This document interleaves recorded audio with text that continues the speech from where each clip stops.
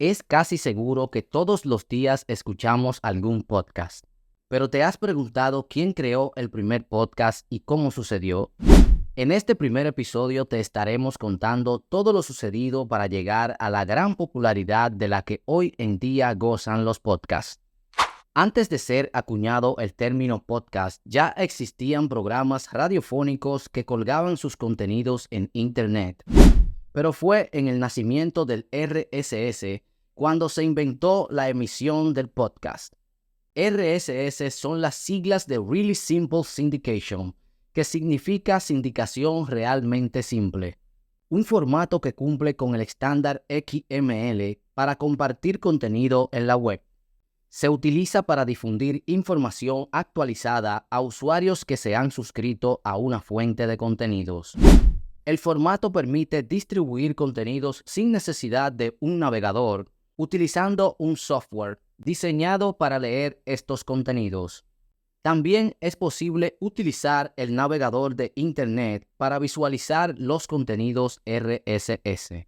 La creación del podcast fue un proceso que inició en el año 2000, cuando dentro del grupo Yahoo surgió la idea de sindicación y en aquel mismo año Dave Wiener lanzó la versión 0.92 del RSS. Entre los años 2001 y 2002, puso en juego el concepto de lo que sería el podcast con un MP3 de Grateful Dead. Posteriormente, Adam Curry realizó otra prueba en su blog de Radio Userland, aunque existían ya ejercicios previos. El 13 de agosto de 2004, el ya citado Adam Curry, un conocido DJ de MTV, utilizó la especificación del RSS para poder añadir archivos al mismo y de esta forma convertirse así en el primer podcast de la historia. El primer podcast en español data del 18 de octubre del año 2004 y se tituló Comunicando, un espacio sobre tecnología, internet, cibercultura y videojuegos creado y conducido por el periodista valenciano José Antonio Gelano. Ya en el 2018, según datos de Apple, en el mundo fueron producidos 550,000 podcasts y 18.5 millones de episodios. Google informó que había indexado más de 2 millones de podcasts. 2 años después, en el 2020, el 40% de los españoles habían escuchado podcasts cada mes y el 60% de la audiencia de podcasts era gente joven de 18 a 24 años. En los Estados Unidos, el 25% de hispanohablantes escuchaban podcasts cada mes.